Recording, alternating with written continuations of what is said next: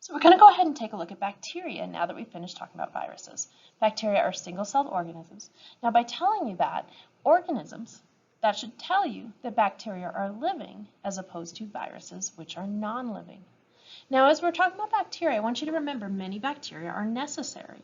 We tend to think of them as disease-causing things that are terrible and should all be killed, but that's not true. You need bacteria to help you digest food.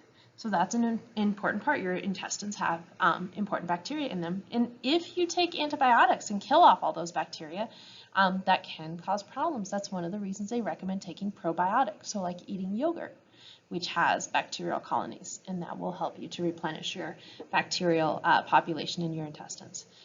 There's also bacteria on your skin that help protect you from other disease-causing cells or other bacteria. Your skin is covered in good bacteria. We also use bacteria in food production, so like yogurts, sauerkraut, things like that. So only a small number of bacteria actually are disease-causing and need to be worried about. Now, unlike viruses, bacteria can reproduce on their own. So they make identical copies of themselves using a process very similar to mitosis, but slightly different. It's called binary fission. And they make us sick as they reproduce rapidly. That might start to crowd out your cells, cause other damage to your cells. They release toxins, and they can interfere with cell function. So one of the scary things is something like botulism. Botulism releases a toxin that can paralyze your muscles. The way that can kill you is it can paralyze your diaphragm. Well, your diaphragm controls your breathing. So if your diaphragm is paralyzed, you can't breathe, that's what kills you. But surprisingly, Botox, which I'm sure you've heard of, is actually botulinum toxin. And they inject tiny amounts of that toxin into your facial muscles. That's why it kind of freezes those muscles, removing those wrinkles. So it is a small enough amount of the toxin that your body can break it down, and because it's not paralyzing the diaphragm, it doesn't have the harm that full-blown botulism infection does have. But that's an extreme example of how bacteria make you sick. So let's take a look at antibiotics now. There's multiple ways that antibiotics can kill bacteria while not harming human cells. So one of those ways is by destroying the cell wall. So they can harm the cell wall, they can poke holes in it, and then the cell will burst, killing the cell. So your cells do not have cell walls, so that's how they can target bacterial cells without targeting your cells. So this example would be penicillin, amoxicillin, methicillin, all of those different types of things. Another way is to interfere with bacteria producing critical molecules. So if you interfere with bacteria creating a molecule they need in order to survive, well, then they can't survive.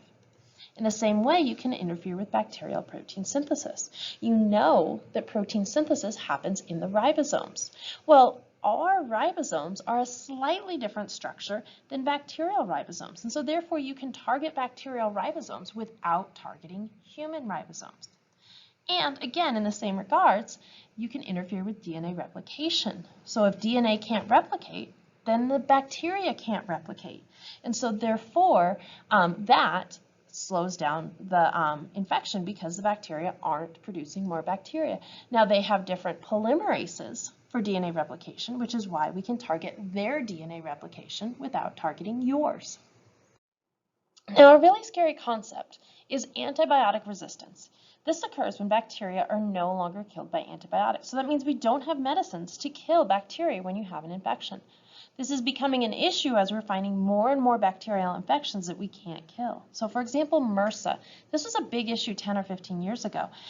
Huge outbreaks of MRSA in schools, especially in locker rooms, gyms, weight rooms, things like that. So MRSA originally stood for methicillin-resistant Staphylococcus aureus. So it's a staph infection that can't be killed with MRSA or with methicillin, but they've actually changed the name to multiple drug-resistant Staphylococcus aureus because it has developed resistance to more than just methicillin. Additionally, there's tuberculosis. Tuberculosis is an infection that starts to destroy your lungs. And so having this terrible disease that we can't kill with antibiotics is a pretty serious issue. So let's take a look at what has happened that's leading to this problem of antibiotic resistance. So people are misusing and overusing antibiotics, antiseptics, and antibacterial products. Let's define those three terms. So those three terms tend to refer to different methods of using products that can kill bacteria. So antibiotics tend to be medicines. Antiseptics tend to be cleaning products that you use to clean surfaces. And antibacterial products can either be cleaning products to clean surfaces or things like hand soap and things like that. So the first big issue is people take antibiotics for fevers or viruses like the flu, and antibiotics cannot treat viruses. Highlight that, put a star next to it, that is critical. So if you have a virus and you go to the doctor and demand an antibiotic to feel better, it's not going to do anything for you. And some people actually do bully the doctor into giving them antibiotics for viruses. But worse than that, when doctors are worried about somebody having a disease and they don't know what it is, they might just give an antibiotic just to cover their bases. So for example, let's say you go to the doctor and like, well, it could be strep throat, it could be this, or it could be this, and they're not sure, is it bacterial or is it something viral? A big example of this is pneumonia. That's an infection of the lungs. But pneumonia can be bacterial, viral, or even fungal. Well, you can't really easily test what is in your lungs, and so doctors will just give an antibiotic because either it'll do something to help the bacteria or, well, if it's viral, there's nothing they can do for you. So might as well give antibiotics rather than do nothing for somebody. So in those types of situations, taking those antibiotics when you don't need them is exposing your body to more antibiotics that your bacteria can develop resistance. Or people take antibiotics only until they feel better, not for the full prescription. So when you get an antibiotic, the doctor says, take it until it is gone. Well, if you only take it until you feel better, then you've taken it until you've killed off enough bacteria that there's no longer enough bacteria to make you feel sick, but you haven't killed it all off. And so now that bacteria can reproduce and you're sick again. Or people use antiseptic and antibacterial products to clean everything, even when it's not necessary. So for example, floor cleaner. Do you need antibacterial floor cleaner? Now, if you have a baby who's crawling around and sticking everything in their mouth, then maybe you do want antibacterial floor cleaner. But if you don't, you're not eating off the floor. You're not going to need to clean that floor with antibacterial products. Skip it. Maybe it's a matter of things like antibacterial toothbrush or antibacterial other things that, well, by the time you get too much bacteria built up on your toothbrush, you really should be throwing it away anyways. What about cleaning your kitchen counter after you've been cooking or after you've been dealing with raw chicken? That's definitely a case to use it because you could have salmonella all over the counter. So there are certain times they're necessary and certain times they're not. Another thing to think about is hand soap. Antibacterial hand soap is not actually necessary. So when you wash your hands, that bacteria is washed off of your hands. You don't need to kill it, it's already gone. But one thing to consider is if you just use hand sanitizer, maybe you're killing the bacteria, but it's still on your hands. And viruses, it's not going to do anything for it. That virus is still on your hands. Now, if you have no other option, so you're in history class and you sneeze on your hands, there's nothing else you can do right there except use hand sanitizer. But when you're in biology class, there's 12 sinks in this class. You use a sink, wash your hands with soap and water. So when there's no other option, hand sanitizer is good enough. But when there's a better option, hand sanitizer is not your best bet. Soap and water is always better. And the last one, farm animals are given antibiotics in their food to prevent illness. Now, think about if there's a bunch of chickens all crammed into a small space, if one chicken gets sick, then all of the chickens are going to get sick. Just like if one of you gets sick, a lot of us in this classroom are going to get sick. So to prevent that loss of income, farmers are going to feed antibiotics to their farm animals regularly to keep them healthy. Now, there's nothing really you can do about this. I mean, we can't go and tell these farmers what to do and what not to do, but the way you can protect yourself from this is look for meat products that specifically say from animals grown without antibiotics. Because if a farmer is going to risk losing that income by not feeding them antibiotics, then they're going to advertise that. They're going to tell you that so that those of you who want to avoid antibiotics are going to be willing to spend that extra money to get that food that was raised without antibiotics. So be aware of that. Be on the lookout for that kind of thing. So when we do all of these things, what's happening is we're killing off the bacteria that doesn't happen to have the resistant trait, and we're allowing that resistant bacteria to survive. Now, here's what's kind of cool. This trait, this resistance, which could be a matter of being able to make a protein that interferes with the antibiotic functioning. It could be a matter of the cell wall being made with a different chemical that the antibiotic can't poke holes with or poke holes into. But whatever that trait is, it actually has a cost associated with it. There's a trade-off. It takes more energy to be able to produce this resistant trait. And so if there's antibiotics, that's worthwhile. And so that bacteria is going to survive better. But if there is no antibiotics in the area, then that's actually a waste of energy, and bacteria that are not resistant can actually survive better, get nutrients better, reproduce better, and outcompete those other bacteria.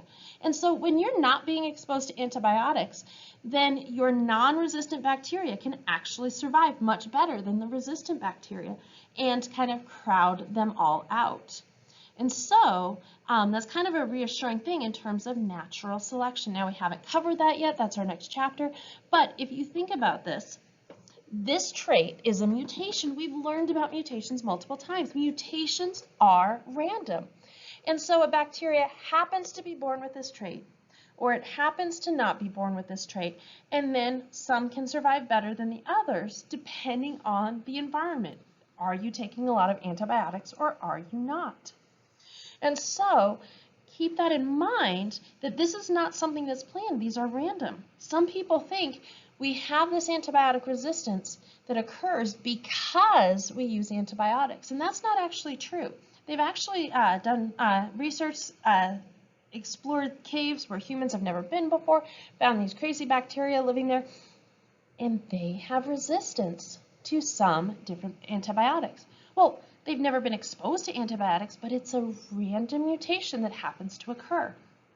Now, the difference between what's happening in that cave and what's happening in human situations is the fact that we're building up so much more bacteria that has this resistant trait. And that is the problem. We don't have just one or two that happen to be resistant. We're allowing whole colonies to grow and build up this resistance. So now let's consider this idea of farm animals being fed antibiotics regularly. I want you to think about, really, when you get chicken, before you eat it, you're going to cook it, right? And so isn't that going to kill all the bacteria? So why do we even worry about that bacteria now? But here's what's scary. That bacteria is still there, even though it's dead. It still has its DNA. And bacteria have this ability that no other living thing has. They can actually pass DNA from one bacteria to another. And if one of the bacteria is dead, another bacteria can still take DNA from it. This is called conjugation.